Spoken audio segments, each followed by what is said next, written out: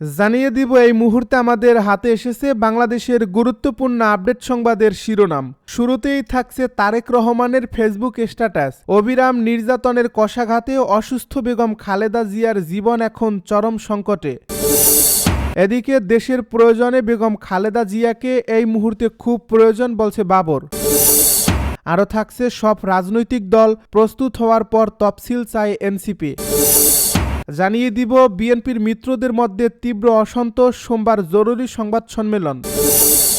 সব শেষে জানিয়ে দিব সামরিক অভিযানের জন্য যুদ্ধজাহাজ মোতায়েন করছে চীন, দাবি তাইওয়ানের। এতক্ষণ শুনছিলেন হাতে থাকা আপডেট সংবাদের শিরোনাম, এবারে বিস্তারিত। তবে তার আগে অনুরোধ রইল ভিডিওটিতে একটি লাইক এবং কমেন্ট করে জানিয়ে দিন ভিডিও সম্পর্কে আপনার মূল্যবান মতামত। আরও জানিয়ে দিন ভিডিওটি কোথা থেকে দেখছেন বা কোন জেলা থেকে দেখছেন। অবিরাম নির্যাতনের কষাঘাতে অসুস্থ বেগম খালেদা জিয়ার জীবন এখন চরম সংকটে বলছে তারেক রহমান। অবিরাম নির্যাতনের কষাঘাতে অসুস্থ দেশনেত্রী বেগম খালেদা জিয়ার জীবন এখন চরম সংকটে বলে মন্তব্য করেছেন বিএনপির ভারপ্রাপ্ত চেয়ারম্যান তারেক রহমান। শুক্রবার নিজের ফেসবুক আইডিতে দেওয়া এক পোস্টে তিনি এ মন্তব্য করেন। ফেসবুক পোস্টে তারেক রহমান লেখেন, অবিস্মরণীয় একটি দিন 6 ডিসেম্বর 1990 সালের এ দিনে রক্তাক্ত পিচ্ছিল পথে অবসান হয়েছিল স্বৈরশাসনের। এরশাদ 82-র 24 মার্চ পেশাগত বিশ্বস্ততা ও শপথ ভেঙে অস্ত্রের মুখে নির্বাচিত রাষ্ট্রপতির বিচারপতি আব্দুস সত্তারকে ক্ষমতাচ্যুত করে গণতন্ত্র হত্যা করে জারি করেছিল অসাংবিধানিক শাসন।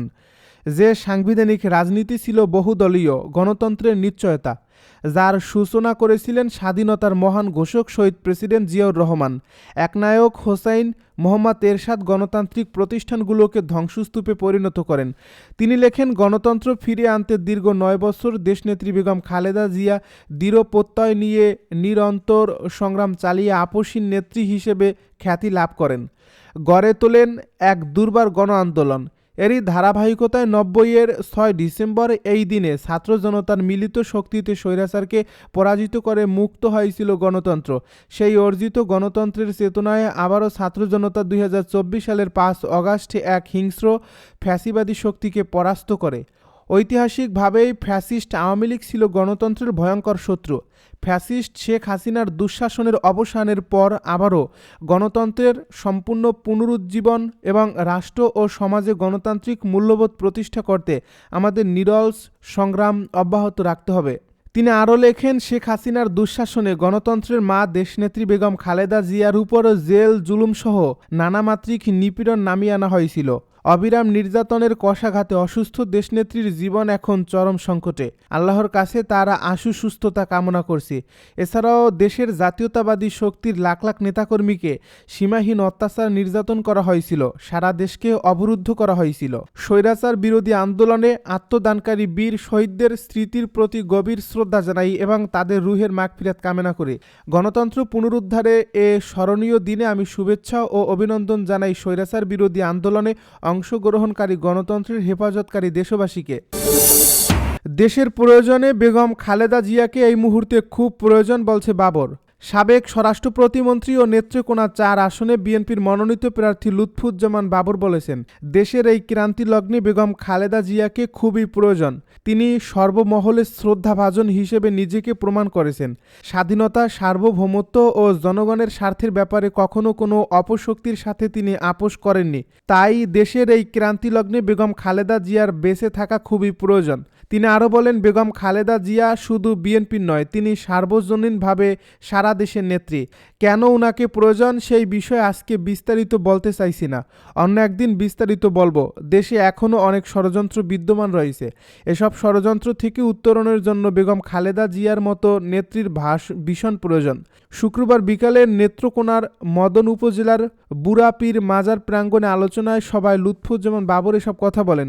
লুৎফুজ্জামান বাবর বলেন, সাবেক প্রধানমন্ত্রী বেগম খালেদা জিয়া অত্যন্ত সংকটাপন্ন অবস্থায় ঢাকায় চিকিৎসাধীন রয়েছেন। হয়তো উন্নত চিকিৎসার জন্য তাকে লন্ডনে নেওয়া হবে। আমি আপনাদের কাছে নেত্রীর সুস্থতার জন্য দোয়া কামনা করছি। সবাই নেত্রীর জন্য দোয়া করবেন। সাবেক এই স্বরাষ্ট্র প্রতিমন্ত্রী বলেন, আগামী দিনে আমার প্রথম কাজ হচ্ছে উন্নয়নের আন্দোলন, উন্নয়নের সংগ্রাম।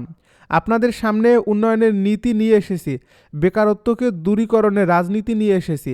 সামনে বড় চ্যালেঞ্জ বেকারত্ব দূরীকরণ ও কর্মসংস্থান সৃষ্টি করা।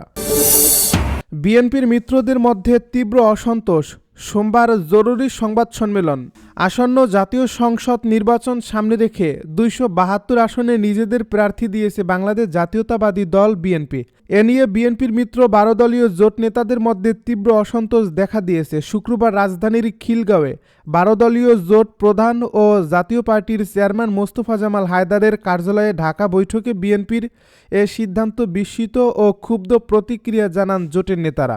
এ বৈঠকে শরিক দলের নেতারা অভিযোগ করেন, বিএনপির ভারপ্রাপ্ত চেয়ারম্যান তারেক রহমান শরিকদের সঙ্গে বৈঠকে নির্বাচন ও সরকার গঠনের জন্য যে প্রতিশ্রুতি দিয়েছিলেন 272টি আসনে প্রার্থী ঘোষণা করে, সেই প্রতিশ্রুতির বরখিলাপ করা হয়েছে। তাদের দাবি, কোনো আলোচনা ছাড়াই সব আসনে বিএনপি একপাক্ষিকভাবে প্রার্থী ঘোষণা করছে।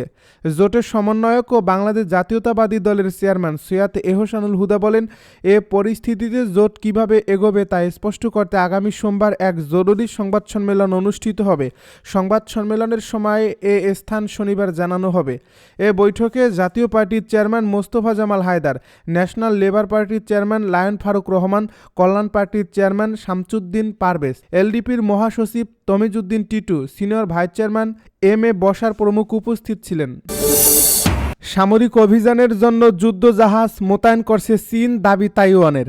তাইওয়ান শুক্রবার জানিয়েছে, চীন সামরিক অভিযান পরিচালনার জন্য হলুদ সাগর থেকে দক্ষিণ চীন সাগর পর্যন্ত কয়েক শত কিলোমিটার জুড়ে যুদ্ধজাহাজ মোতায়েন করছে, যা এই অঞ্চলের জন্য একটি হুমকি তৈরি করছে। নিজস্ব শাসনাধীন তাইওয়ানকে নিজের ভূখণ্ডের অংশ হিসেবে দাবি করা বেইজিং এই মহড়ার বিষয়ে নিশ্চিত বা অস্বীকার কোনোটি করেনি। প্রেসিডেন্সিয়াল অফিসের মুখপাত্র কারেন কু সাংবাদিকদেরকে বলেন, তাইওয়ানের প্রতিরক্ষা মন্ত্রণালয় এবং অন্যান্য নিরাপত্তা সংস্থা চীনের কার্যক্রম পর্যবেক্ষণ করছে এবং পরিস্থিতি সম্পর্কে তাদের সম্পূর্ণ ধারণা রয়েছে। এই মোতায়েনে মোট কতটি চীনা জাহাজ ছিল তিনি জানাননি, তবে এক নিরাপত্তা সূত্র এএফপিকে জানিয়েছে সংখ্যাটি ছিল উল্লেখযোগ্য। গণমাধ্যমে কথা বলার অনুমতি না থাকায় সূত্রটির নাম প্রকাশ না করার শর্তে এই তথ্য দেয়। কু বলেন, এই অভিযান শুধু তাইওয়ান প্রণালীতেই সীমাবদ্ধ ছিল না, বরং দক্ষিণ হলুদ সাগর থেকে বিতর্কিত দিয়াউট দ্বীপপুঞ্জের কাছে পূর্ব চীন সাগর হয়ে দক্ষিণ চীন সাগর এবং এমনকি পশ্চিম প্রশান্ত মহাসাগর পর্যন্ত বিস্তৃত ছিল। তিনি বলেন, এটি সত্যিই ইন্দো প্যাসিফিক এবং পুরো অঞ্চলের জন্য হুমকি ও প্রভাব তৈরি করছে।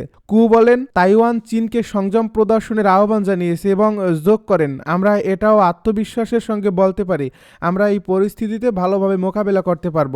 তাইওয়ানের দেওয়া তথ্যে যে অঞ্চলে চীনা জাহাজ শনাক্ত হয়েছে সেখানে চীনের সশস্ত্র বাহিনী বা রাষ্ট্রীয় গণমাধ্যম কোনো বেড়ে যাওয়া সামরিক তৎপরতার ঘোষণা দেয়নি।